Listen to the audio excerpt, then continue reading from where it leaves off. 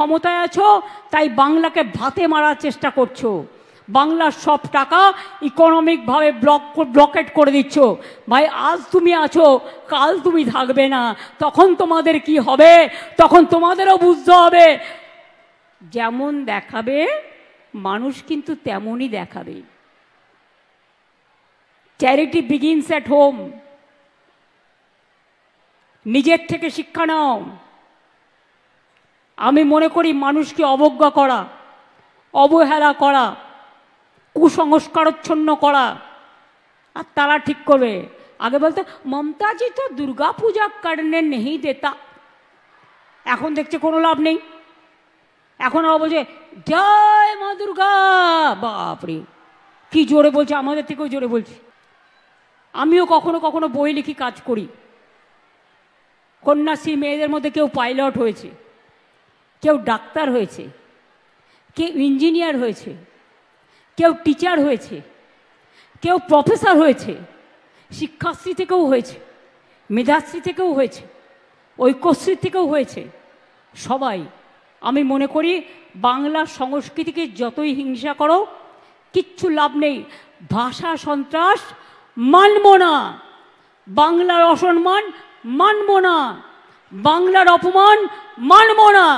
আজকে তুমি ক্ষমতায় আছো তাই বাংলাকে ভাতে মারার চেষ্টা করছো, বাংলার সব টাকা ইকোনমিকভাবে ব্লকেট করে দিচ্ছ।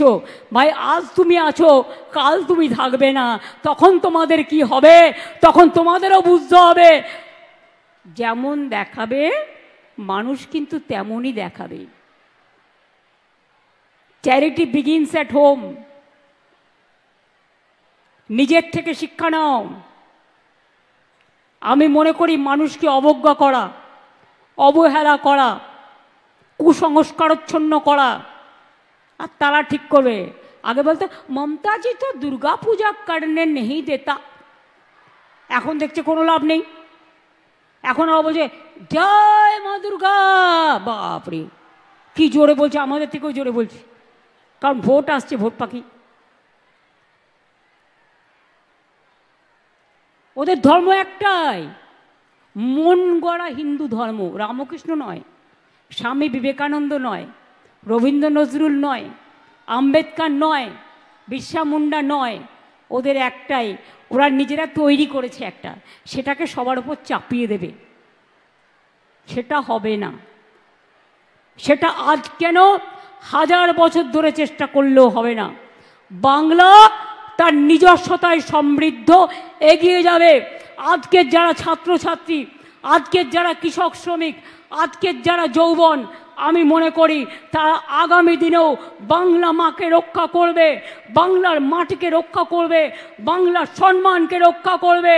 আর ক্ষুদিরাম অনেক তৈরি হবে, নিজের গলায় ফাঁসি করে দেশের জন্য বলিদান দেবে, কিন্তু মাথা নত করবে না। এটা মাথায় রেখে দিন। আমি এইটুকু বলে, আমার মা বোনেরা অনেক দূর থেকে এসছেন, যে লক্ষ্মী সেই সরস্বতী, সতী সীতা, সীতা সাবিত্রী, সতী দময়ন্তী, অহল্যা বাই থেকে শুরু করে রোশেনারা, জাহানারা, বিরসা মুন্ডা বা হাসদা বা টুডু থেকে শুরু করে, বা মতুয়া বা রাজবংশী বা নানা জনজাতি থেকে শুরু করে সবাই মানুষ। এটা আমাদের সবচেয়ে বড় পরিচয়। মনুষ্যত্বের জয় হোক, মানবিকতার জয় হোক। শুধু শিক্ষা হলেই মেধা হয় না, মেধা জন্মায় মাটির ঘরে। মনে রাখবেন, মেধা জন্মায় গ্রাম প্রান্তরে, গ্রামের অন্তরে। আমরা যারাই শহরে থাকি না কেন, আমাদের সকলের একটা করে নিজস্ব গ্রাম আছে। ম্যাক্সিমাম যারা কলকাতায় থাকেন, বিভিন্ন জায়গায় থাকেন। কাজেই আমি রাঙামাটিকে প্রণাম জানিয়ে, বর্ধমানের শস্য শ্যামলা আমার সবুজ মাকে প্রণাম জানিয়ে, সবুজ বিপ্লবকে প্রণাম জানিয়ে, মায়েদের সকলকে প্রণাম সালাম জয় জোহার জানিয়ে, ভাই বোনেদের আমার অনেক ভালোবাসা, শুভনন্দন, শুভকামনা জানিয়ে, আর আমার ছাত্রছাত্রীরা জয়ী হও, জয়ী হও, জয়ী হও, জয় হে, জয় হে, জয় হে। মাথা উঁচু করে দাঁড়াও এবং একদিন বলবে বন্দে মাতরম, একদিন বলবে জয় হিন্দ, আর লাস্টে বলবে জয় বাংলা। বলে না লুচির মতো ফোলে, দেখলেই গা জ্বলে আর হিংসায় লুচির মতো ফোলে বাংলাকে দেখলেই। আরে বাংলা ভাষায় রবীন্দ্রনাথ ঠাকুর কোন ভাষায় কথা বলেছেন? দুটো জাতীয় সঙ্গীত এখানকার বাংলাদেশেরও ছিল, এখন কি আছে আমি জানি না। বন্দে মাতরম ন্যাশনাল সং কে লিখেছিলেন? বঙ্কিমচন্দ্র চট্টোপাধ্যায়। জন্ম কোথায়? বাংলায়। জয় হিন্দ স্লোগান কার? নেতাজি সুভাষচন্দ্র বোস। কোথায় লড়েছিলেন? বাংলা থেকে। সেই যে হারিয়ে গেল, আমরা তার জন্মদিনটা জানি, তার মৃত্যুদিনটা আজ পর্যন্ত আমরা কেউ জানি না। দেশবন্ধু কোন ভাষায় কথা বলতেন?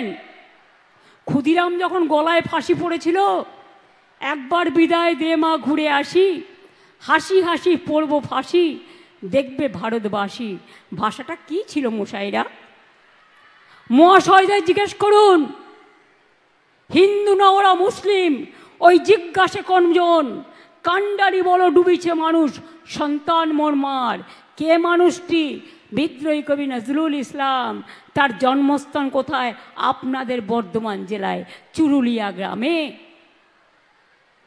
ফাঁসির মঞ্চে গেয়ে গেল যারা জীবনেরও জয়গান, ৮০ লক্ষে দাঁড়ায়ছে তারা, দিবে কোন বলিদান? কে লিখেছিলেন?